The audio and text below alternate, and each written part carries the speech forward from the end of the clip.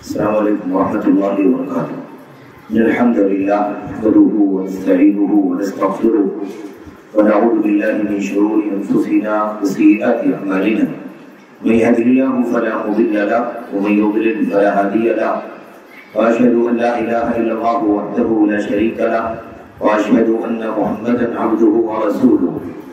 اما بعد فان خير الحديث كتاب الله وخير الهدي هدي محمد صلى الله عليه وسلم وشر الأمور محدثاتها وكل محدثة بدعة وكل بدعة ضلالة وكل ضلالة في النار. أعوذ بالله من الشيطان الرجيم. بسم الله الرحمن الرحيم. وأنكحوا الأيام منكم والصالحين من عبادكم وإمائكم إن يكونوا فقراء يغنيهم الله من فضله والله واسع عليم. قال النبي صلى الله عليه وسلم في حديث طويل قال فيه وأتزوج النساء ومن رغب عن سنتي فليس مني. برادران اسلام، دینی دلی بھائیوں، ابن تیمیہ ایجوکیشنل اینڈ ویلفیئر ٹرسٹ کے قابل احترام ذمہ داران، اسی طرح سے آج کی اس مجلس کے صدر محترم فضیلت الشیخ عبدالسلام صاحب سلفی حافظہ اللہ حبیب فروعی جمعیت اہل حدیث ممبئی، اسی طرح سے آج کی اس مجلس کے موقر خطیب برادرم فضیلت الشیخ شبیر احمد فوزی سنابلی مدنی حافظہ اللہ، اسی طرح سے اس مجلس کے ناظم مکرم برادر محترم مولانا عبدالکریم صاحب سنابلی، مجلس میں تشریف فرما قابل قدر علماء، فضلاء، دعات، مبلغین، خاص طور پر اس مسجد کے امام و خطیب بستی کے اطراف کے تمام تر بزرگان، حوصلہ مند نوجوانان، اسی طرح سے قابل احترام ماں اور بہنوں، عزیز بچوں، نکاح اور ایسے ہی جس کو ہم شادی بیاہ کہتے ہیں، کیونکہ یہ موسم شادی بیاہ کا بھی موسم ہے اور اس وقت کافی شادی کے نکاح کے پروگرام منعقد ہو رہے ہیں. اس مناسبت سے آج کی اس مجلس کے لیے ایک عنوان یہ بھی منتخب کر لیا گیا جس میں نکاح کے سلسلے میں کچھ باتیں سنت رسول صلی اللہ علیہ وسلم کے مطابق رکھی جائیں، اور اس میں جو چیزیں ادھر ادھر سے منکرات کی شکل میں اندر آ گئی ہیں یا ایسے ہی اور کچھ رسم و رواج کی شکل میں اس میں داخل ہو گئی ہیں، اس سلسلے میں کچھ باتیں کی جائیں. اور دین اسلام کا جو نکاح کے سلسلے میں تصور ہے وہ کیا ہے، اور ہمارے سماج میں، معاشرے میں نکاح کے سلسلے میں کیا کچھ ماحول چل رہا ہے. اس لیے تاکہ اللہ تبارک و تعالیٰ کہنے والے کو اور تمام سننے والوں کو، بھائیوں کو، بہنوں کو نکاح کے سلسلے میں اللہ کے نبی صلی اللہ علیہ وسلم کی سنتوں اور اسی طرح سے اسلام کے صاف ستھرے، سیدھے سادے، آسان ترین جو نظام ہے اسے سمجھنے کے اللہ تبارک و تعالیٰ توفیق عطا فرمائے. آمین یا رب العالمین. نکاح کے سلسلے میں ہم اس بات کو بہت اچھی طرح سے جانتے ہیں کہ یہ اللہ تبارک و تعالیٰ کا ایک ایسا نظام ہے جس کا تعلق خالص فطرت سے ہے. ہماری اور آپ کی فطرت، ہماری اور آپ کی تخلیق، ہماری اور آپ کی پیدائش، ہمارا جو وجود ہے، ہماری جو طبیعت ہے، ہمارا جو مزاج ہے، ہماری مٹی میں، ہماری تخلیق میں جو اللہ تبارک و تعالیٰ نے نظام بنا رکھا ہے اس میں نکاح داخل اور شامل ہے. اس نکاح کا کوئی لینا دینا نہیں ہے کسی سماج سے، کسی کلچر سے، تعلیم سے، جہالت سے، برادری سے، چھوٹے سے، بڑے سے، کسی سے کوئی لینا دینا نہیں. فطری ضرورت ہے نکاح، کسی بھی برادری کا ہو نکاح کی ضرورت ہے، مرد ہو نکاح کی ضرورت ہے، خاتون ہو نکاح کی ضرورت ہے، تعلیم یافتہ ہو نکاح کی ضرورت ہے، جاہل ہو لا علم ہو تو بھی اسے نکاح کی ضرورت ہے، دولت مند ہو تو بھی نکاح کی ضرورت ہے، غریب فقیر محتاج کلاش ہو تو بھی اسے نکاح کی ضرورت ہے، ایک فطری ضرورت ہے یہ۔ اس لیے اللہ تبارک و تعالیٰ کے اس دین نے، دین اسلام نے جو بالکل فطرت کے تقاضوں کو پورا کرنے والا دین ہے، فطرت کو بالکل باریکی سے گہرائی سے اس دین اسلام کے احکامات میں جگہ دی گئی ہے۔ اس لیے اس میں جو نکاح کا نظام رکھا گیا ہے، یہ نظام بہت ہی زیادہ سمپل اور آسان رکھا گیا ہے۔ کوئی ایسی مشکل نہ آ جائے جس کی وجہ سے یہ فطری ضرورت پوری نہ ہو سکے۔ فطری ضرورت کو پورا کرنے میں رکاوٹ بننے والی کوئی چیز اسلام میں رکھی نہیں گئی، بلکہ جو چیزیں تھیں یا بعض تہذیبوں میں رہی، بعض ادیان میں رہی، بعض مذاہب میں رسم و رواج کے طور پر چلتی رہی، دین اسلام نے اس پر قدغن لگایا، بین کیا اسے، کیونکہ اس سے اس فطری ضرورت پر ضرب پڑ رہی تھی، رکاوٹ پیدا ہو رہی تھی۔ اگر کوئی ایسا ماحول ہو جہاں یہ چیز طے کر لی گئی ہو کہ اتنی دولت جس کے پاس ہوگی اسے رشتہ دیا جائے گا، ورنہ رشتہ نہیں دیا جائے گا، اس کا مطلب یہ ہوگا کہ اس سے کم دولت والے بچے یا بچیاں، لڑکے یا لڑکیاں، مرد و خواتین اس فطری ضرورت کو پوری نہیں کر پائیں گے پھر۔ اس لیے یہ رکاوٹ اسلام کے اندر ہے کہ ایسے ہی کوئی برادری وغیرہ کی شرط لگا دی گئی ہو، اونچ نیچ کا ماحول بنا دیا گیا ہو، اس کی وجہ سے فطری ضرورت میں رکاوٹ آ رہی ہو، شادی نکاح جیسی ضرورت میں اس کی تکمیل نہ ہو سکتی ہو، اللہ تبارک و تعالیٰ کے دین میں اس کا بھی کوئی میرے بھائیوں عمل دخل نہیں۔ ایمان، تقویٰ، صلاح، نیکی، دینداری، اخلاق، کردار، یہ بنیاد ہے دین اسلام میں نکاح۔ اگر کہیں یہ شرط لگا دی جائے کہ جو کم سے کم گریجویشن کیا ہوا ہوگا اسی کا نکاح، اسی کو رشتہ دیا جائے گا، ورنہ اس سے کم والے کو رشتہ نہیں دیا جائے گا، یہ بطور مثال ہے۔ ورنہ آج کی تعلیم اور کہہ لیجیے کہ ایجوکیشن کے زمانے میں گریجویشن کی کوئی اہمیت نہیں۔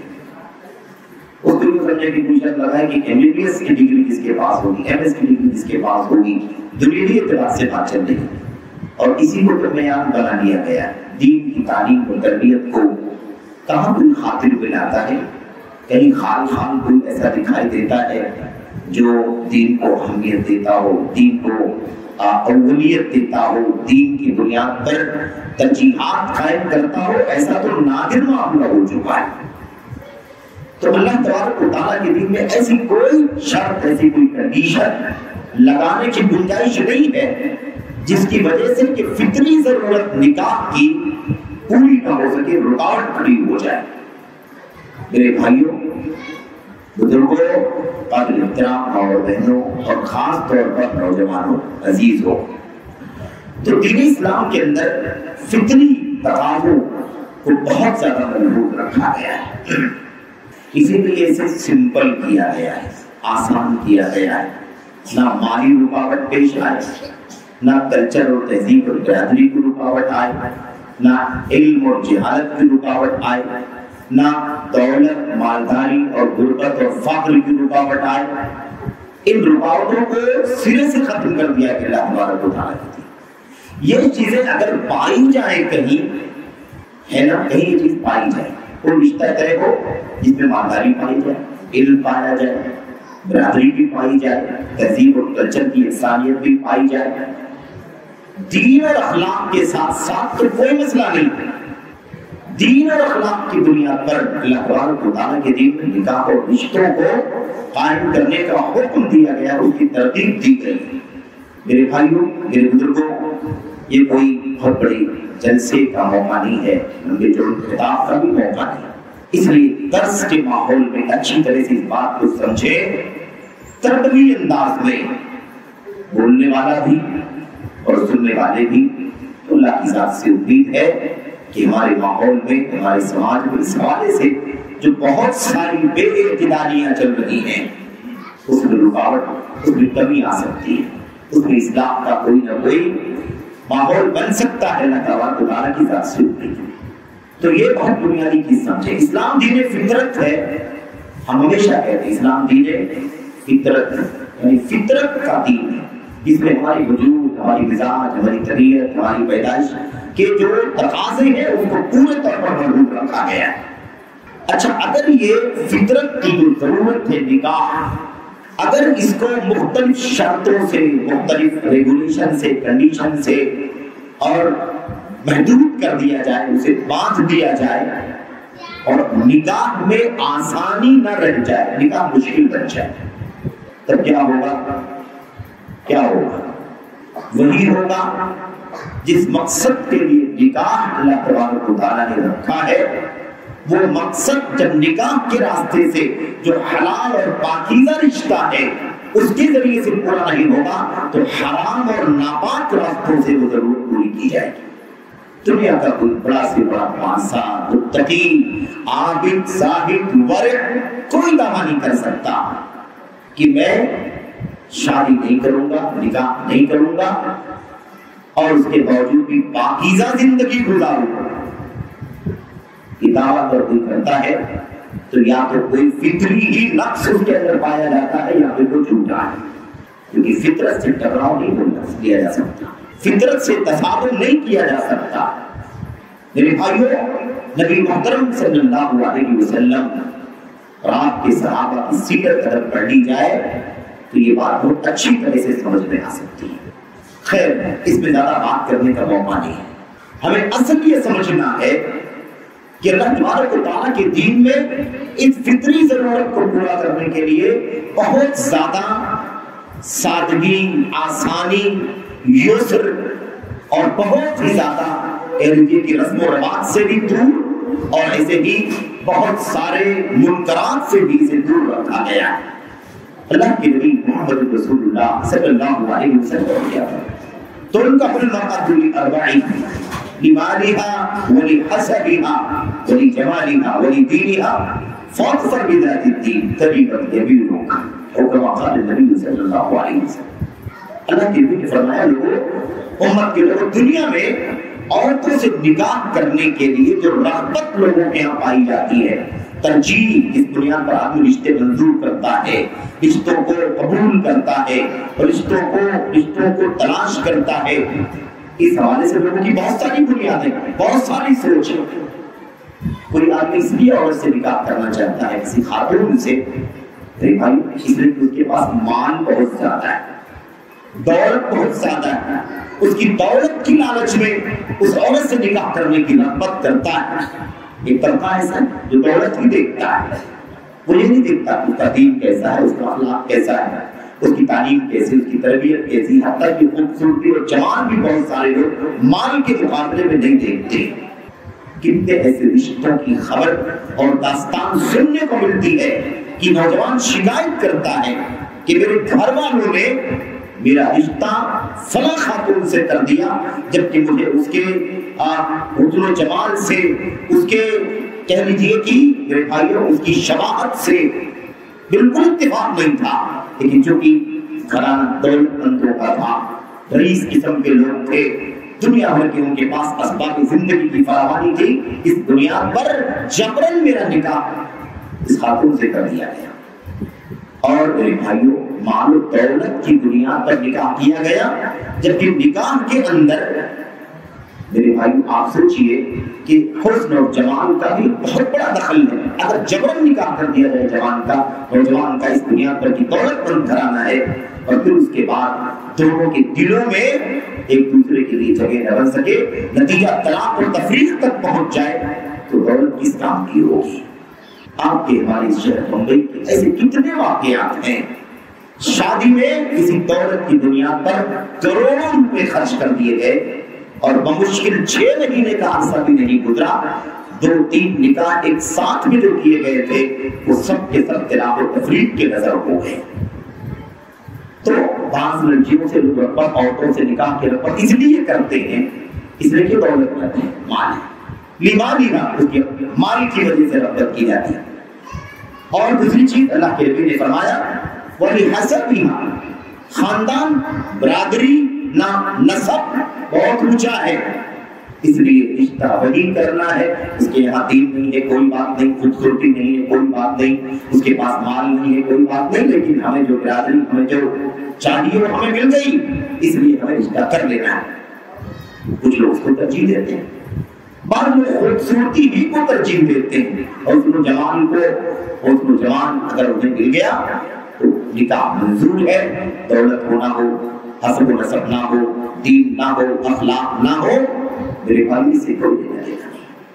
اللہ کے نبی نے فرمایا ایک طبقہ ایسا بھی ہے جو دینداری دیکھ کر کے نکاح کرتا ہے۔ آپ دیکھیے اللہ کے نبی نے لوگوں کی سوچ کے مطابق اپنی حدیث کو، اپنی باتوں کو مرتب کیا۔ لِأَرْبَعٍ لِمَالِهَا وَلِحَسَبِهَا وَلِجَمَالِهَا وَلِدِينِهَا۔ لوگ مال کی وجہ سے نکاح کرتے ہیں، حسب و نسب، خاندان، برادری کی وجہ سے کرتے ہیں، خوبصورتی کی وجہ سے کرتے ہیں۔ نمبر 4، چوتھے نمبر پہ اللہ کے نبی نے فرمایا دینداری کی وجہ سے آپ لڑکیوں سے لوگ نکاح کرتے ہیں۔ تو یہ دینداری سب سے اخیر میں آتی ہے۔ عام طور پر لوگوں کے یہاں مال سب سے پہلے دیکھا جاتا ہے اور دینداری سب سے اخیر میں دیکھی جاتی ہے۔ دیکھنے والا دیکھے گا تو دیکھے گا، ورنہ یہ تینوں ترجیحات پہلے ہو۔ سب سے پہلے مال، برادری، خاندان، حسب و نسب، اور اس کے بعد حسن و جمال، اخیر میں اللہ کے نبی صلی اللہ علیہ وسلم نے فرمایا لیکن تمہیں ہدایت یہ ہے کہ تم نہ تو مال کو ترجیح دینا، نہ تو حسب و نسب کو، نہ تو خاندانی شرافت کو، نہ خوبصورتی کو، تمہیں چاہیے کہ تم دیندار خاتون کو ترجیح دو۔ دیندار خاتون کو پا کر کے، رشتہ پا کر کے اپنے آپ کو کامیاب کر لو۔ فَاظْفَرْ بِذَاتِ الدِّينِ، اللہ کے نبی نے فرمایا تریبت یمینک، تمہارے ہاتھ مٹی میں مل جائے۔ ایک ڈانٹنے کا، تنبیہ کرنے کا اسلوب اور انداز ہے۔ میرے بھائیوں، میرے بزرگوں، نبی کریم صلی اللہ علیہ وسلم نے امت کو یہ رہنمائی کر دی کہ تمہاری ترجیح نکاح کے سلسلے میں فطری ضرورت اور تقاضے، فطری ضرورت کے اور اس کے تقاضے کی تکمیل میں ترجیح تمہاری ہونی چاہیے، وہ دینداری کی ہونی چاہیے۔ اب دینداری کے ساتھ اگر مال ہے اچھی بات ہے، حسب و نسب ہے اچھی بات ہے، خوبصورتی ہے اچھی بات ہے، لیکن ان بنیادوں پر دینداری کو نظر انداز نہیں کیا جا سکتا۔ دینداری کو اصالت، اصلیت اور بنیاد حاصل ہے۔ دینداری پہلے نمبر پر دیکھی جائے، اس کے بعد ہی چیزیں ملے تو ٹھیک، نہ ملے تب بھی کوئی بات نہیں، لیکن ان بنیادوں کو ترجیح دی جائے، دینداری کو پسے پشت ڈال دیا جائے، تو میرے بھائیوں کے انجام وہی ہوتا ہے جو بے دینی کا انجام طے ہوا کرتا ہے۔ اللہ کے نبی محمد رسول اللہ صلی اللہ علیہ وسلم نے فرمایا، اور یہ ہدایت اللہ کے نبی صلی اللہ علیہ وسلم کی سارے اولیاء الامور کے لیے، سارے ذمہ داروں کے لیے، سرپرستوں کے لیے۔ اللہ کے نبی نے فرمایا اذا جاءکم من ترضون دینہ وخلقہ فزوجوہ الا تفعلوہ تکن فتنۃ فی الارض وفساد عظیم۔ اللہ کے نبی نے فرمایا صلی اللہ علیہ وسلم نے، جب تمہارے پاس کوئی رشتہ لے کر کے آئے جس کے دین اور اخلاق سے تم راضی ہو، دین اور اخلاق پسندیدہ، اس کا دین پسندیدہ، اس کا اخلاق پسندیدہ۔ دین کون سا پسندیدہ ہے؟ جو اللہ کی کتاب میں، نبی کی سنت میں ہے۔ اخلاق کون سا ہے؟ جس کو بلند کرنے کے لیے محمد رسول اللہ صلی اللہ علیہ وسلم کی بعثت ہوئی تھی۔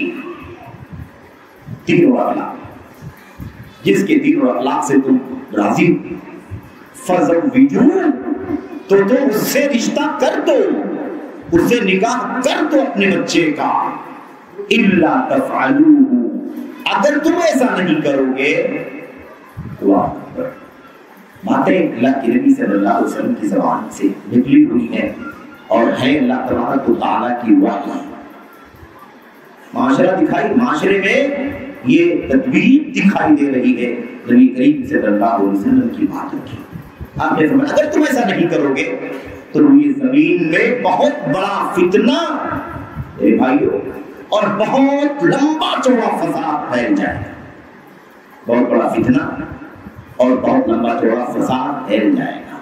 اگر تم دین اور اخلاق کو ترجیح نہیں دو گے، دنیا دیکھو گے، خوبصورتی دیکھو گے، حسب و نسب دیکھو گے، ڈگریاں دیکھو گے، دوسری دنیوی ترجیحات کو اگر تم مقدم کرو گے اور دین کو پس پشت ڈال دو گے، اخلاق کو پس پشت ڈال دو گے، اگر اس کو ترجیح نہیں دو گے تو پھر یہ زمین کے طرف اتنا پھیلے گا اور بہت بڑا فساد رونما ہوگا۔ میرے بھائیوں، میرے بزرگوں، اب یہ فتنہ کیا ہے اور لمبا چوڑا فساد کیا ہے؟ کیا ہے؟ اتنی شادیاں، اتنے رشتے، اتنے نکاح کے پروگرام ہوتے ہیں اور اتنی کثرت سے طلاق ہو رہی ہے، تفریق ہو رہی ہے، اتنی کثرت سے خلا کی شرح دیکھنے کو ملتی ہے، حیران ہو جائے گا آدمی۔ جن اداروں میں فتاوے کے شعبے ہیں نا، افتاء کے شعبے، جہاں فتوے وغیرہ جہاں سے جاری کیے جاتے ہیں، اور تقریباً سبھی اداروں کے اندر ہے الحمدللہ، اگر آپ جا کر کے اس ڈپارٹمنٹ کے ذمہ داروں سے پوچھیں گے کہ شعبے میں، آپ کے شعبے افتاء میں سب سے زیادہ فتوے کن مسائل کے بارے میں پوچھے جاتے ہیں، تو سب سے زیادہ پوچھے جانے والا مسئلہ طلاق کا ہے۔ صرف اور صرف میرے بھائیوں عدلیے کا مسئلہ نہیں ہے کہ طلاق کی شکایتیں اور مسائل صبح شام پیش آتے ہیں، یہ سب سے زیادہ پوچھا جانے والا مسئلہ، سب سے زیادہ قضیے، جھگڑے جس مسئلے میں مسلم سماج کے یہاں پائے جاتے ہیں، میرے بھائی وہ طلاق کا مسئلہ ہے۔ کثرت سے طلاق کے سوالات آتے ہیں، خلا کے سوالات آتے ہیں۔ ہمیں کھلنا چاہیے، ہمیں کھلنا چاہیے، ہماری زندگی فلاں کے ساتھ نہیں گزر سکتی۔ مرد آ کر کے سوال کرتا ہے ہمیں فلاں اپنی بیوی کو طلاق دینی ہے، اس لیے کہ اس سے یہ شکایتیں، اس سے یہ شکایتیں۔ کبھی کبھی نہیں تال میل بیٹھتا تو پھر فصل کی بھی نوبت آ جاتی ہے۔ تو کہنے کا مطلب یہ ہے کہ اللہ تبارک و تعالیٰ کے دین میں اس فطری ضرورت کا پورا خیال کیا گیا ہے۔ مسلم سماج کی ذمہ داری کیا ہے؟ کیا ہے؟ اسلام صرف اور صرف نماز کے چند مسائل میں نہیں، اہل حدیثیت صرف اور صرف رفع الیدین، آمین بالجہر، پیروں کو ملانے میں اہل حدیثیت نہیں، اہل حدیثیت پورے دین اسلام کو شامل ہے۔ تمہارا عقیدہ بھی اہل حدیث ہوگا، تمہاری عبادات بھی اہل حدیثوں کے منہج کے مطابق، تمہارے کاروبار اور لین دین بھی شریعت کے مطابق، اہل حدیثیت کے مطابق، اور تمہاری یہ نکاح طلاق کے مسائل بھی، یہ سارے مسائل، یہ سارے حقوق معاملات، میرے بھائیوں یہاں بھی آپ کو اہل حدیث بن کر کے دکھانا ہوگا۔ یہ باتیں نبی کریم صلی اللہ علیہ وسلم کی ہیں، لیکن تطبیق ذرا جا کر کے دیکھو سماج کا کیا حال ہے۔ سودے، لین دین، خرید فروخت، ڈیلنگ چلتی ہے گویا۔ میرے بھائیوں ہم نے اس سے پہلے بھی نہیں کہا تھا، سعودی اور خلیج کا جو علاقہ ہے وہاں پر لڑکوں کا بازار لگا ہوا ہے، لڑکوں کا بازار ہے میرے بھائیوں، بولی لگ رہی ہے، آکشن ہو رہا ہے، کون سب سے زیادہ پیسہ لے کر کے آئے تو خرید کر کے لے جائے۔ اور ہمارے یہاں ہمارے لڑکیوں، وہاں لڑکیوں، سمجھ رہے ہیں، خلیج میں لڑکیوں کا بازار، جو سب سے زیادہ دولت والا لڑکا ہو وہ آئے اور لڑکی کو دولت دے کر کے نکاح پڑھا کر کے لے جائے۔ ہمارے ملک میں وطن بر صغیر کے اس ملک وطن عزیز کے اندر مسلمانوں کا حال اور خصوصیت کے ساتھ اہل حدیثوں کا حال عام طور پر میرے بھائی یہ ہے کہ یہاں پر لڑکوں کا بازار لگا ہوا ہے۔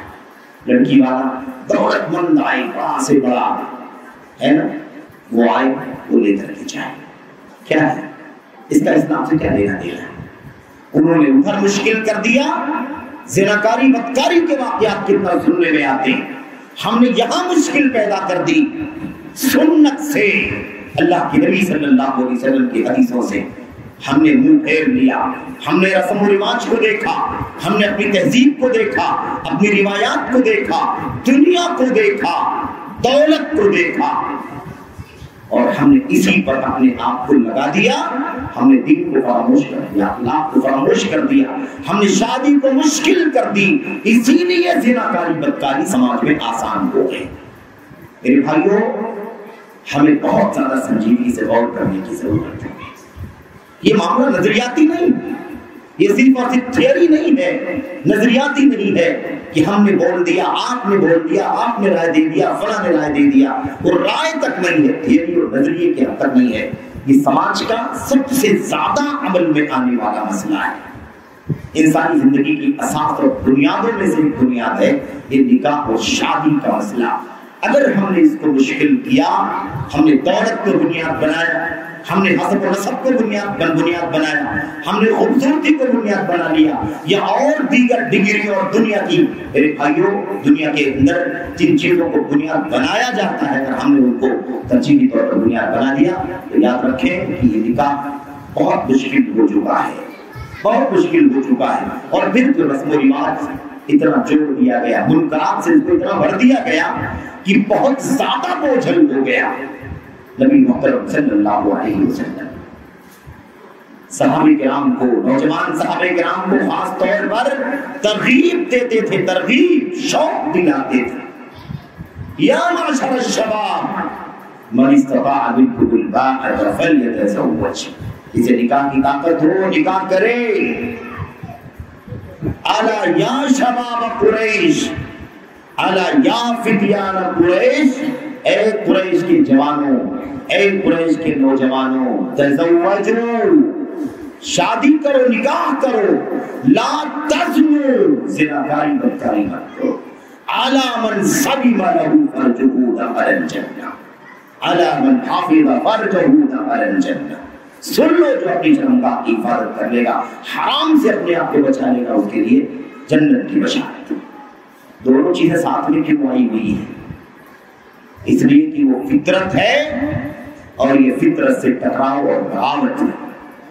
میرے بھائیو، اسلامی سماج کو اللہ تبارک و تعالی اور اس کے نبی محمد رسول اللہ صلی اللہ علیہ وسلم شفاف دیکھنا چاہتے ہیں، جہاں زناکاری نہ ہو، بدکاری نہ ہو، فحاشی نہ ہو، بے پردگی نہ ہو، کسی بھی طرح کی آب باختگی اور ناموس کے ساتھ کھلواڑ ہونے کا کوئی معاملہ پیش نہ آتا۔ اس کا اس سے بہترین راستہ کچھ نہیں کہ نکاح کو آسان کر کے جلد سے جلد شادیوں کے بندھن میں لڑکوں کو لڑکیوں کو باندھ دیا جائے۔ اور یہ تو فتنوں کا دور ہے، فتنوں کا دور ہے، ساری گندگی دنیا اس کے اندر موجود ہے۔ آدمی چند سیکنڈوں میں نہ جانے دنیا کی کون کون سی فحاشی کو، کون کون سی بے حیائی کو میرے بھائیو دیکھتا ہے، سنتا ہے، وابستہ ہو جاتا ہے، نہ جانے کس کس سے تعلقات قائم کر کے، اور میرے بھائیو موعد طے کر کے، ملاقاتیں کر کے زناکاری بدکاری کے واقعات صبح شام اخبارات کی اور خبروں کی زینت بنتے، کسی سے پوشیدہ نہیں۔ میں کوئی آپ کو باریک رپورٹ نہیں پیش کر رہا ہوں یا دہانی کرا رہا ہوں، ہر آدمی جانتا ہے، ہر آدمی جانتا ہے میرے بھائیوں، نکاح کو آسان کرنے کی ضرورت ہے۔ آسان کرو، آسان، آسان کیسے کریں گے؟ اللہ کے نبی صلی اللہ علیہ وسلم کی حدیث ہے بھی، اللہ کے نبی نے فرمایا تھا خیر النکاح ایسر، خیر النکاح ایسر، سب سے بہتر نکاح وہ ہے جو سب سے زیادہ آسان ہے، سب سے زیادہ سمپل، سب سے زیادہ بہتر نکاح ہے۔ ان اعظم النکاح برکۃ ایسر مؤونۃ، یقیناً سب سے زیادہ بابرکت نکاح وہ ہے جس میں سب سے کم خرچ کیا گیا ہو، اس کے اندر مؤونت کم سے کم، اخراجات کم سے کم لگے ہوئے ہو۔ اخراجات کم سے کم ہو تو سب سے بابرکت نکاح ہے وہ، نبی کی زبان سے وہ نکاح سب سے بابرکت ہے جس میں کم سے کم خرچ کیا گیا ہو، سب سے سمپل یسر ایسر، سب سے آسان نکاح وہ ہے۔ میرے بھائیوں، سب سے آسان نکاح جو ہے وہ سب سے زیادہ بہتر اور بابرکت نکاح۔ کہاں سے نکاح آسان ہوگا؟ کہاں سے نکاح آسان ہوگا؟ نکاح آسان کرنے کا طریقہ کیا ہے؟ طریقہ کیا ہے میرے بھائیوں؟ کوئی کہہ سکتا ہے کوئی فارمولہ بتایا جائے، کوئی اصول ضابطے بتائے جائیں، کچھ نکاح کی طرف اشارہ کیا جائے جس سے نکاح آسان کیسے ہوگا اس کا بھی ذرا کم سے کم اندازہ لگے کہ نکاح آسان کیسے ہوگا۔ آ رہی ہے بات، اللہ کے نبی محمد رسول اللہ صلی اللہ علیہ وسلم نے اپنے نکاح جتنے کیے، اپنی بچیوں کے نکاح جو آپ نے کیے، صحابہ کے نکاح، صحابیات کے نکاح اگر سیرت کی کتابوں میں پڑھ لیے جائیں میرے بھائیوں، میں سمجھتا ہوں کہ ہمارے لیے یہ معاملہ جاننا، یہ مسئلہ جاننا بالکل آسان ہے، اور ہمارے لیے اس سے بڑی کوئی دلیل بھی نہیں، ہمارے لیے اس سے بڑا کوئی آئیڈیل نہیں، ہمارے لیے اس مسئلے میں، دنیا کے کسی بھی مسئلے میں اس کے علاوہ کوئی سورس ہونا بھی نہیں چاہیے میرے بھائیوں۔ ہم اپنا عقیدہ دیکھنا چاہیں، منہج دیکھنا چاہیں، سلوک دیکھنا چاہیں، عبادت دیکھنا چاہیں، حلال و حرام دیکھنا چاہیں، کاروبار دیکھنا چاہیں، لین دین دیکھنا چاہیں، شادی بیاہ، نکاح، طلاق، خلا، یہ سب دیکھنا چاہیں، یہی آئیڈیل ہے نبی کریم صلی اللہ علیہ وسلم کی سیرت اور حضرات صحابہ کرام اور صحابیات کی زندگیاں ہمارے لیے آئیڈیل ہے۔ اور نتیجہ کیسے یہ نکاح بابرکت رہے، کیسے یہ نکاح خیر والے نکاح رہے، یہ سب نمونے ہم کو آپ کو دیکھنے کو مل جائیں۔ اور اس کی مخالفت اور مخالفت کا نتیجہ انجام بد، سماج جل رہا ہے اس انجام بد کے اندر۔ میرے بھائی حالات بہت نازک ہیں، بہت نازک ہیں۔ اللہ کے نبی محمد رسول اللہ صلی اللہ علیہ وسلم کی سیرت میں وہ حدیث سب سے بڑا ہمارے لیے نمونہ ہے جو حضرت امام بخاری رحمۃ اللہ علیہ نے اپنی صحیح میں نقل فرمایا ہے، دیگر محدثین نے بھی حضرت سہل بن سعد الساعدی رضی اللہ تعالیٰ عنہ کی حدیث بیان کرتے ہیں۔ نبی کریم صلی اللہ علیہ وسلم اور آپ کے جھرمٹ میں ہم صحابہ کرام بیٹھے ہوئے تھے، آپ کی جھرمٹ میں ہم صحابہ کرام بیٹھے، نبی کریم صلی اللہ علیہ وسلم کی خدمت میں ایک خاتون آئی اور اس نے آ کر کے نبی کریم صلی اللہ علیہ وسلم سے کہا، آپ سے کہا انی وہبت نفسی لک، اللہ کے نبی صلی اللہ علیہ وسلم میں اپنے آپ کو آپ کے سپرد کر رہی ہوں، آپ کو ہبا کر رہی ہوں، آپ کو ہدیے میں تحفے میں دے رہی ہوں، آپ مجھے تحفے میں قبول کر لیجیے۔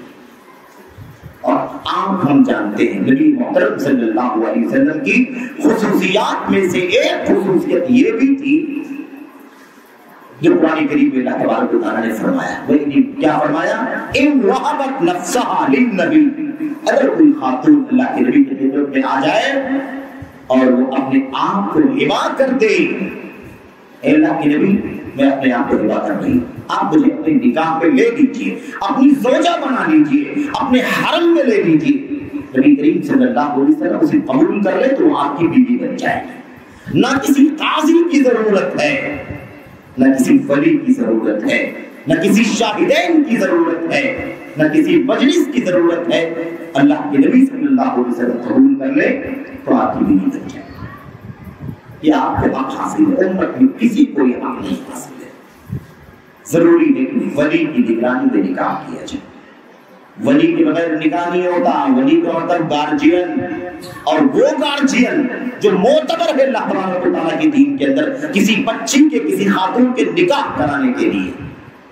یہ اسلام کا ایسا دقیق نظام ہے، اتنا عظیم الشان اور پیارا نظام ہے ولی کا، میرے بھائیوں اس کی برکتیں اگر آپ تلاش کرتے جائیں تو حیران ہو جائیں۔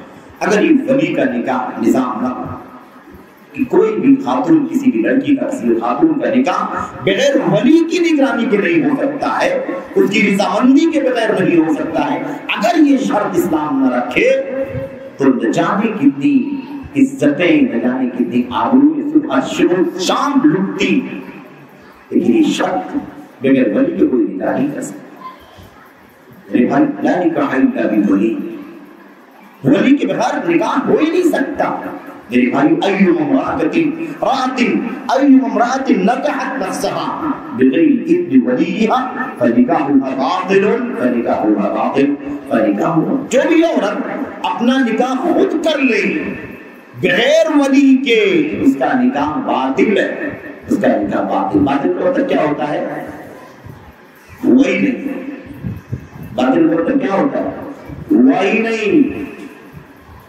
وقت گزر گیا، کوئی اس کا اعتبار ہے نہیں، قاضی لایا گیا ہو، گواہ لایا گیا ہو، فلاں لایا گیا ہو، بھیڑ اکٹھا کی گئی ہو، پیپر بنایا گیا ہو، کورٹ میں ہے نا حکومت کے نظام کے تحت نکاح پڑی ہوئی ہو، کوئی اعتبار نہیں ہے، باطل وہ نکاح نہیں ہوا۔ اس کے بعد دونوں ساتھ میں رہتے ہیں تو پھر کیا ہے؟ وہ زناکاری ہے، بدکاری۔ لڑکا ہو یا لڑکی، بات سمجھ میں آگے کی نہیں آگے؟ تو یاد رہے ولی کے شرط اللہ کے نبی صلی اللہ علیہ وسلم کے پاس خاتون آئی، اس نے کہا کہ میں اپنے آپ کو ہبا کرتی ہوں، فصوب النظر، اللہ کے نبی علیہ السلام نے اپنی نگاہ کو اوپر اٹھایا، نیچے کیا، خاتون پر نظر ڈالی اور آپ خاموش ہو گئے. آپ نے نکاح کی رغبت کا اظہار نہیں کیا. روایت میں فقامت قیام طویلا، دیر تک خاتون کھڑی رہی، خاتون دیر تک کھڑی رہی. اللہ کے نبی صلی اللہ علیہ وسلم کی رغبت، آپ نکاح کو منظور کرتے ہیں نہیں کرتے اس کا انتظار کر رہے ہیں. اتنے میں ایک شاب، ایک نوجوان صحابی نے اللہ کے نبی صلی اللہ علیہ وسلم سے کہا، اللہ کے نبی زوجنیہا ان لم تکن لک بہا حاجہ. اللہ کے نبی صلی اللہ علیہ وسلم اگر آپ کو اس خاتون سے نکاح کرنے کی حاجت نہ ہو تو میرا نکاح اس سے کروا دیجیے. کتنی سادگی تھی. اگر آپ کو نکاح کی حاجت نہیں اس خاتون سے تو آپ میرا نکاح کرا دیجیے. میں شادی کا نکاح کا حاجت مند ہوں، خاتون نکاح کرنا چاہتی ہوں، میں نکاح کرنا چاہتا ہوں، اللہ کے لوگ میرا نکاح اس سے کروا دیجیے. نبی کریم صلی اللہ علیہ وسلم نے ایک لمحہ بھی انتظار نہیں کیا. آپ نے فوراً سوال کیا، تمہارے پاس اس خاتون کو مہر میں دینے کے لیے کچھ ہے یا نہیں؟ یہ بتاؤ. کوئی کنڈیشن لگائی بھائی؟ دولت ہے تمہارے پاس یا نہیں؟ مال ہے کہ نہیں؟ تمہاری جاب کتنی ہے؟ تمہاری ماہانہ سالانہ انکم کتنی ہے؟ تمہارے پاس بیلنس کتنا ہے؟ پراپرٹی کتنی ہے؟ جائیداد کتنی ہے؟ کتنا ماہانہ سالانہ انکم تمہاری ہوتی ہے؟ نبی کریم صلی اللہ علیہ وسلم نے کوئی شرط نہیں لگائی. تم کس برادری کو ہو؟ یہ کس برادری کی ہے؟ کس قوم قبیلے کے ہو؟ کچھ نہیں. یہ بھی مومنہ ہے، یہ بھی مومن ہے. بس اتنی سی بات کافی کہ دونوں نبی کریم صلی اللہ علیہ وسلم کے صحبت میں آپ کی نگاہوں کے سامنے موجود ہیں. وہاں پر صحابی نوجوان ہے اور یہ خاتون ہے نکاح کرنے کی رغبت رکھتی ہے. نبی کریم صلی اللہ علیہ وسلم نے کوئی کنڈیشن لگائی نہیں، کوئی شرط لگائی نہیں. آپ نے بلا تاخیر یہ بھی نہیں پوچھا تمہاری پڑھائی لکھائی کتنی ہے، تمہاری ڈگری کتنی ہے، کیونکہ فطری ضرورت ہے. وہ خاتون آئی اپنی فطری ضرورت کا تذکرہ کر رہی ہے نبی کریم صلی اللہ علیہ وسلم سے. نکاح کی رغبت رکھتی ہوں، میں اپنے آپ کو بات کرنا چاہتی ہوں. نوجوان نے اپنی فطری رغبت کا نبی کریم صلی اللہ اور دنیا میں اس سے بڑی عدالت کوئی نہیں. محمد رسول اللہ صلی اللہ علیہ وسلم کی عدالت سے اچھی بڑی معتبر کوئی عدالت نہیں. آپ کے سامنے دونوں مسئلہ موجود ہے. خاتون نکاح کی رغبت رکھتی ہے، نوجوان نکاح کی رغبت رکھتا ہے. فطری ضرورت ہے کہ نہیں ہے؟ اگر اس کو ٹال دیا جاتا، دولت کو بیچ میں لا کر کے، برادریوں کو بیچ میں لا کر کے، پراپرٹیوں کو بیچ میں لا کر کے، یہ کنڈیشن اور شرطیں لگا کر کے، تو اس بات کا خطرہ تھا کہ نہیں تھا کہ شیطان دونوں کے پیچھے لگے، اسے بھی کہیں زناکاری بدکاری کے حوالے کر دے، اسے بھی کہیں زناکاری بدکاری کا راستہ دکھا دے. نبی کریم صلی اللہ علیہ وسلم نے جو امت کے نبی تھے، نکاح کو سب سے زیادہ سمپل اور آسان زبان سے بھی کہا، عمل کر کے بھی دکھایا. اپنے نکاحوں میں، اپنی بیٹیوں کی نکاحوں میں، اپنے نکاحوں میں بھی. اور یہ امت کے لیے نمونہ ہے جو اللہ کے نبی صلی اللہ علیہ وسلم کے سامنے نکاح کا منظر ہمارے سامنے پیش کیا جا رہا ہے. حدیث کی روشنی میں نبی کریم صلی اللہ علیہ وسلم نے فرمایا، کیا دو گے مہر؟ مہر دینے کے لیے کچھ ہے تو لے آؤ. غریب صحابی تھا، غریب صحابی تھے، بہت فقیر محتاج کلاش آدمی تھے، کچھ نہیں تھا ان کے پاس.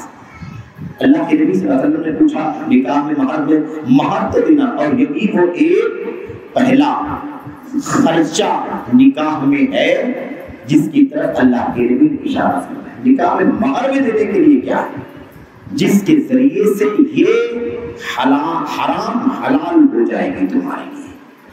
یہ خاتون حرام ہے نا؟ اس کو حلال کرنے کے لیے اللہ کے کلمے کے ساتھ، اللہ کے کلمے کے بعد مہر ضروری ہے دینا. یہ خرچہ ہے. دوسرا خرچہ ولیمے کا، اور یہ دو ہی خرچے ہیں، دونوں خرچے لڑکے کے اوپر ہیں. کس کے اوپر ہے بھائی؟ لڑکے کے اوپر. لڑکی کے اوپر کوئی خرچہ نہیں ہے، لڑکی والوں کے اوپر کوئی خرچہ نہیں ہے. دو ہی خرچے ہیں اسلام کے اندر. اور وہ صرف لڑکے دونوں خرچے لڑکے والوں کے اوپر ہے، لڑکے کے اوپر ہے. اور دوسری چیز کیا ہے، یہ دونوں خرچے بھی اسلام کے اندر اسلامی اصولوں سے بدھے ہوئے ہیں. مبالغہ نہیں ہونا چاہیے، نہ تو حد سے زیادہ اونچی مہر مقرر کرنے کا حکم دیا گیا اور نہ حد سے زیادہ اونچا ولیمہ کرنے کا حکم دیا گیا. اعتدال کے ساتھ بیانہ روی کے ساتھ، تاکہ یہ فطری ضرورت پوری ہونے میں یہ چیزیں بھی کبھی رکاوٹ کا سبب نہ بن جائے. سعودی عرب اور دیگر خلیج کے ممالک میں حالت یہی ہے، اتنی اونچی مہر کا مطالبہ کیا جاتا ہے کہ نوجوان جمع کرتے کرتے اسے 10 سال لگ جاتے ہیں. جاب کرتے کرتے تنخواہیں آتی ہیں، سیلریز جمع ہوتی ہیں، مدد لیتا ہے، تعاون لیتا ہے، کسی سے قرضہ لیتا ہے، اسے 2 لاکھ ریال مہر میں دینا ہے، 3 لاکھ ریال مہر میں دینا ہے، 4 لاکھ 5 لاکھ مہر میں دینا ہے، تب جا کر اس کا رشتہ ہوگا. تو لڑکیوں کا بازار لگا ہے کہ نہیں لگا ہے؟ لڑکیوں کا بازار لگا، اتنا طاقت جو لڑکا لے کر کے آئے وہ خرید کے لے جائے. ہمارے یہاں جہیز بالکل الٹا کر لو، وہ مہر ہے اسلام کے اندر، لیکن مبالغہ جو ہے یہ حرام ہے. اس قدر کہ 10 سال 5 سال شادی کو ڈیلے کرنے کا سبب بن جائے. لڑکیاں پوری ہو جائیں، لڑکے بوڑھے ہو جائیں مہر کی رقم جمع کرتے کرتے، اور پھر فطرت سے لڑا نہیں جا سکتا. حرام راستے، زناکاری کے، بدکاری کے، فحاشی کے، اس سے ان سے تعلقات قائم کرنے کے راستے شیطان کھولتا ہے. میرے بھائی یہ خطرناک مسئلہ. اللہ کے نبی صلی اللہ علیہ وسلم آپ نے اتنی سی بات، اس نے کہا اللہ کے نبی میرے پاس تو اس ایک لنگی کے سوا، ایک چادر جو میں اوڑھ رکھا ہوں، اس کے سوا میرے پاس کچھ نہیں. اللہ کے نبی نے پتا نہیں باہر تو کچھ تو دینا پڑے گا، کچھ دینا پڑے گا، کچھ جاؤ دیکھو تلاش کرو.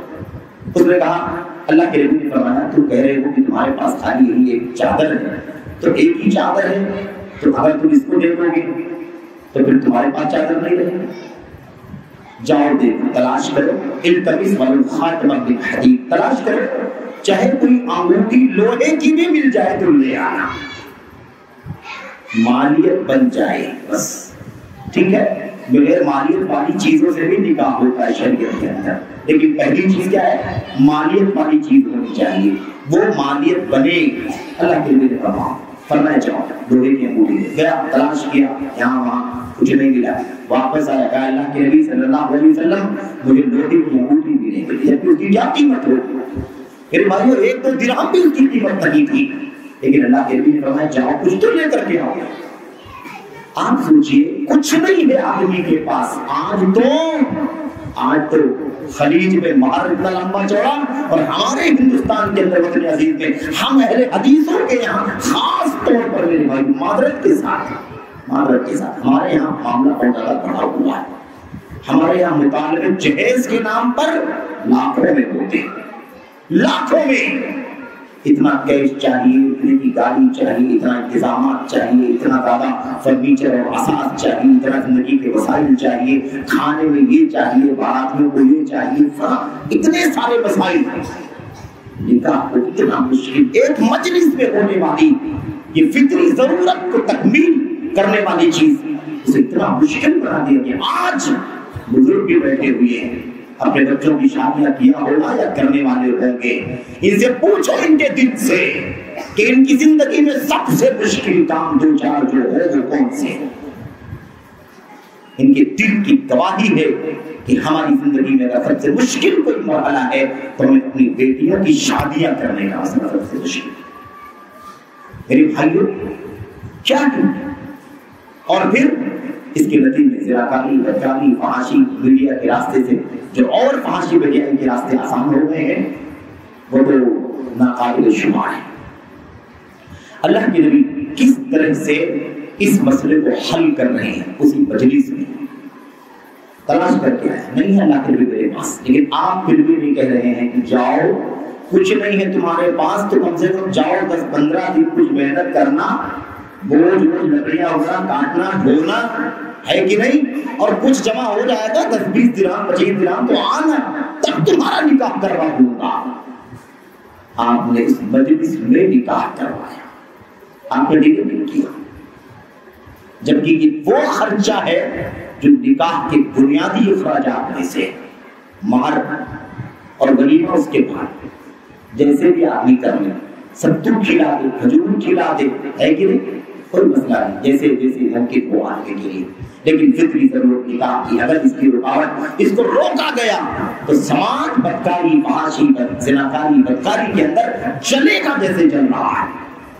اللہ کے نبی صلی اللہ علیہ وسلم نے فرمایا اچھا تمہارے پاس کچھ بھی نہیں ہے تو کیسے نکاح کرو گے؟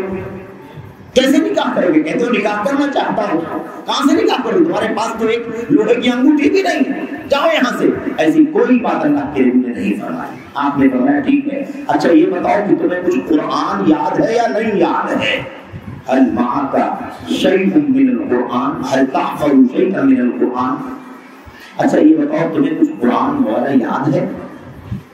صحابی، نوجوان صحابی نے کہا نہیں، مجھے قرآن یاد ہے۔ بعض روایتوں میں اللہ کے نبی نے پوچھا کیا یاد ہے؟ کون کون سی سورت یاد ہے؟ تحفظ سورت کذا و کذا، اللہ کے نبی فلاں سورت فلاں سورت فلاں سورت مجھے یاد ہے۔ اللہ کے نبی صلی اللہ علیہ وسلم نے فرمایا کوئی مسئلہ نہیں، یہ جو صورتیں یاد ہیں اپنی ہونے والی بیوی کو یاد کرا دینا، سکھا دینا، اسی کو مہر بنا دیتا ہوں اور اسی کو مہر بنا کر کے تمہارا نکاح اس سے کر دیتا ہوں، یہ تمہاری بیوی ہے۔ انطلق بها فقد زوجتکها بما معك من القرآن، اسے لے جاؤ، یہ سکھا دینا، یہی تمہاری بات ہے اور تمہاری بیوی۔ یہ نبی کریم صلی اللہ علیہ وسلم کی سنت والا نکاح ہے۔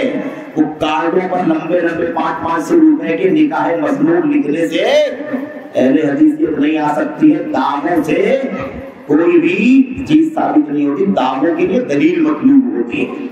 تمہارا کردار دیکھا جائے گا، تم کیا مطالبہ کرتے ہو بچوں کے نکاح کے لیے، کتنے رشتے تم نے جہیز کی کمی کی وجہ سے رد کیے ہیں۔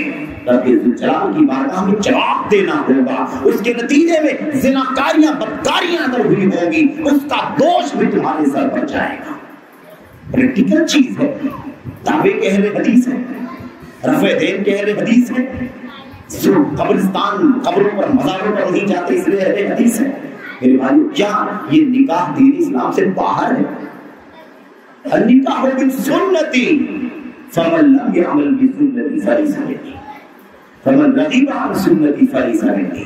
نکاح میری سنت ہے، جو میری سنت پر عمل نہیں کرے گا اس کا مجھ سے کوئی لینا دینا نہیں، کوئی تعلق نہیں، اس لیے یاد رہے۔ اچھا یہ تو بات ہو گئی جو ماحول بنا رکھا ہے جہیز کے نام پر، ایسی لعنت۔ اب مجھے اتنی لمبی چوڑی تفسیر میں مجھے نہیں جانا ہے، میں صرف تفہیم کی حد تک کہ اللہ کے نبی کی حدیثیں ہیں اور ہمیں اس سے سبق لینا چاہیے، اتنی بات میں اپنے آپ کو اور آپ کو سمجھانا چاہتا ہوں۔ رہی بات رسم و رواج کی، منکرات کی، تو پھر حدث ولا حرج، بیان کرتے جاؤ بیان کرتے جاؤ، کچھ شمار نہیں، ڈیلی ڈیولپمنٹ ہے منکرات میں بھی اور ڈیلی ڈیولپمنٹ ہے رسم و رواج میں بھی۔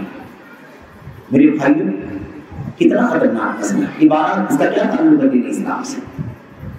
بارات کا دین اسلام سے کوئی لینا دینا ہے؟ میرے بھائی وہ اپنی بچی کا نکاح کر رہا ہے، اس کی جو استطاعت ہوگی وہ اپنی طرف سے دعوت دے کے بلائے گا، 2 لوگوں کو، 4 لوگوں کو، 6 لوگوں کو، 10 لوگوں کو، اس سے کم اس سے زیادہ وہ جس کو بلانا چاہے گا بلائے گا۔ آپ کو ہم کو کیا حق پہنچتا ہے کہ ہم کہیں لڑکے والے کہ ہم 100 لوگ آئیں گے باراتی بن کر کے؟ زبردستی اس کے سر پر بوجھ ڈالنے کی کیا گنجائش ہے بھائی؟ زبردستی۔ اب لوگ کہتے ہیں کہ وہ سامنے والا لڑکی والا کہہ رہا ہے کہ آپ لوگ کتنے آؤ گے بتاؤ، تب ہم نے کہا کہ ہم 150 لوگ آئیں گے، 200 لوگ، 500 لوگ آئیں گے۔ میرے بھائیوں اس ظالم سماج نے اسے مجبور کیا ہے کہ وہ کہے کتنے لوگ آؤ گے بارات میں۔ اس کے دل سے پوچھو ان باراتیوں کی وجہ سے کتنا زیادہ ہو، میرے بھائیوں قرضے کے بوجھ کے تلے دب رہا، کتنا گرا بار ہو رہا ہے۔ کیوں 100 لوگوں کو، 150 لوگوں کو، 150 لوگوں کو میرے بھائیوں آپ کے لوگوں کو وہ کیوں کھانا کھلائے؟ اور وہی مطالبے مینوز میرے بھائی، سٹارٹرز اور مین کورس اور سویٹ اور اس کے بعد میرے بھائیوں ویلکم، یہ تو کوئی حد ہی نہیں، پورا مینو لکھ کر کے دیا جاتا ہے۔ ہمارے باراتیوں کو یہ اتنی چیزیں آپ کو پیش کرنا ہوگا. اس سے بڑا ظلم اگر میرے بھائیوں تلاش کریں نکاح میں تو آپ کو نہیں ملے گا. کل تو ولیمہ کرے گا نا میرے بھائی, تب جس کو بلانا ہوگا بلانا, 100 200 500 1000 2000 پورے شہر کو دعوت دو. آپ ولیمے میں بلاؤ اپنی دعوت میں, اپنے خرچے سے جو دعوت آپ کرنے والے ولیمے کی نا اس میں جس کو دعوت دینا ہوگا دینا. یہ دوسرے کے گھر پر 100 150 10 20 بھی کیوں لے کر کے جاتے ہو؟ ظلم ہے کہ نہیں ظلم ہے میرے بھائی؟ آج کل 500 روپے 1000 روپے پلیٹ خرچہ ہو جاتا ہے, یہ کم سے کم بتا رہا ہوں. اور دولت مندوں کی شادیوں کا تو کوئی حساب نہیں, لیکن اگر آپ 400 500 روپے کی تسلیم کر لیں تو آپ اندازہ لگاؤ کہ 150 لوگوں پر کتنا خرچہ آئے گا. کیوں اس کا کیا وجہ جواز ہے؟ نکاح شرعی سے اس کا کیا لینا دینا میرے بھائی؟ لڑکا ہے وہ نکاح کر رہا ہے, آپ اس کے باپ ہیں, آپ اس کی ماں ہے, جائیں 2 لوگ 4 لوگ بس کافی. اب کوئی لوگ کہتے ہیں کہ ہمارا خاندان اتنا بڑا ہے, کس نے کہا کہ آپ 200 لوگوں کے خاندان کو لے جا کر کے اس کے سر پر مسلط ہو گئے, پورے خاندان کو کل ولیمے میں بلانا؟ یہ ظلم ہے. یہ کیا ہے؟ ظلم ہے. اکل اموال الناس بالباطل, باطل اور حرام طریقے سے مال کھانے کی بات ہے. کوئی نہیں کہتا, زبردستی والی بات ہے میرے بھائیوں. سماج نے مجبور کیا ہے, وہ اپنی آبرو بچانا چاہتا ہے, عزت بچانا چاہتا ہے کہ اگر میں یہ مطالبہ نہیں کروں گا, پیشکش نہیں کروں گا کہ بھائی کتنے لوگ آپ لوگ آئیں گے, 100 لوگ آؤ 200 لوگ, اگر وہ نہیں کہے گا تو کل آپ اس کی بچی کے ساتھ کیا سلوک کریں گے؟ اس کا ڈر ہے اس کے دل کے اندر, اس لیے وہ مجبور ہے آپ کو بولنے پر. آپ پیشکش کیجئے, اس کا اسلام سے کوئی تعلق نہیں. آپ کیوں بول اٹھائیں گے بھائی؟ کوئی بارات رات نہیں دین اسلام کے اندر, ہم کوئی بارات لے کر کے نہیں آئیں گے. ہم 2 لوگ آئیں گے, آپ کی چائے پی کر کے اور نکاح پڑھوا کر کے رخصتی کرا کر کے بچی کو لے جائیں گے. کل ولیمے میں 2000 5000 لوگوں کو دعوت دے کر کے جس کو ہمیں کھلانا ہوگا وہاں کھلائیں. آپ پر کیوں مسلط ہو گئے میرے بھائی؟ یہ بات سمجھنے کی ہے. اس لیے اللہ واسطے اس نکاح کو مشکل نہ بناؤ, آسان کرو تاکہ سماج سے زناکاری کا خاتمہ ہو, بدکاری کا خاتمہ ہو. نبی محترم صلی اللہ علیہ وسلم کے زمانے میں غربت, فقر, محتاجگی سب جانتے کہ نہیں جانتے؟ کتنا غریبی تھی, کتنی فقر محتاجگی کا دور تھا, لیکن آپ کو زناکاری بدکاری کے واقعات انگلیوں پر ملیں گے. کیوں؟ اس لیے کہ دین کی بنیاد پر نکاح ہوتے تھے. یہ رسم و رواج نکاح کو مشکل بنا دینا. اب ہمارے یہاں ہلدی کی رسم ہے, مہندی کی رسم ہے, اس کے لیے ہال بک کیے جاتے ہیں, اس کے لیے 200-300 لوگوں کو دعوت دی جاتی ہے, اس کے پیچھے پیسے خرچ ہوتے ہیں, لاکھوں روپے میں ہی خرچ ہو جاتے ہیں میرے بھائیوں. اس کے علاوہ جو منکرات ہیں, فوٹوگرافی حرام ہے, اختلاط مرد و زن حرام ہے, فضول خرچی حرام ہے, یہ سب اس کے ساتھ جڑے ہوئے ہیں. یہ سب اس آسان نکاح کو مشکل بنانے والے کام ہیں میرے بھائی. موضوع لمبا ہے, بہت ساری باتیں, تفصیلاتی باتیں, تجزیاتی موضوع ہے, لمبا ہوتا ہے, رہے تو بات لمبی ہو سکتی ہے. بس عبرت اور نصیحت حاصل کرنے کے لیے اللہ کی کلام کی چند آیتیں کافی ہیں.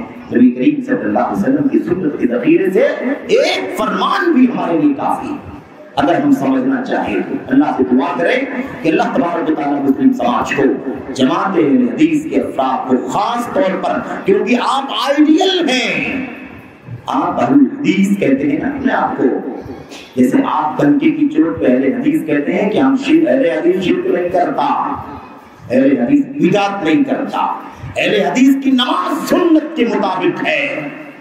ایسے ثابت کر کے دکھاؤ کہ اہل حدیث کا نکاح بھی سنت کے مطابق, تب جا کر بھی تمہاری اہل حدیث کی معتبر ہو سکتی ہے.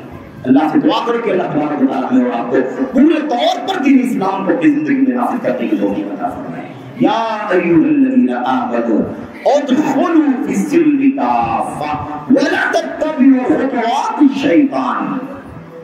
ایمان والو, سب پورے کے پورے اسلام میں داخل ہو جاؤ, شیطان کے قدم کے پیچھے نہ چلو, شیطان کے نقش قدم کی پیروی نہ کرو. یہ شیطان کا نقش قدم فضول خرچی ہے, بے حیائی ہے, فوٹوگرافی ہے, دکھاوا ہے, نام و نمود, کتنی ساری منکرات. رسم و رواج کی بھرمار، منکرات کی بھرمار۔ اللہ سے دعا ہے اللہ تعالیٰ ہم سب کو ہر طرح کے فساد سے، شر سے، فتنے سے بچتے ہوئے خالص سنت کے مطابق پاکیزہ نکاح کرنے کی توفیق عطا فرمائے۔ جب 70 پر نکاح ہوا کرتے تھے نبی کے زمانے میں، تو اس جوڑے سے پیدا ہونے والے بچے مجاہد پیدا ہوتے تھے، جن کے نام تاریخ میں آج تک زندہ ہیں، جن کے نام لیتے ہیں تو رحمت کی دعائیں کرتے ہیں ہم، جن کے کارنامے بکھرے ہوئے ہیں تاریخ کے صفحات پر۔ اور آج کروڑوں کی شادیاں ہوتی ہیں تو ماں باپ کے لیے مصیبت بن کے بچے پیدا ہوتے ہیں۔ یہ سب بے برکتی ہے، یہ سب کیا ہے؟ یہ سب سنت کی مخالفت کا نتیجہ ہے۔ اللہ تبارک و تعالیٰ ہم سب کو پورے طور پر سنت پر چلتے ہوئے اپنے نکاح کو مکمل کرنے کی توفیق عطا فرمائے۔ آمین رب العالمین۔ صلی اللہ علیہ وسلم و بارک علی محمد و علی آلہ وصحبہ اجمعین۔ السلام علیکم۔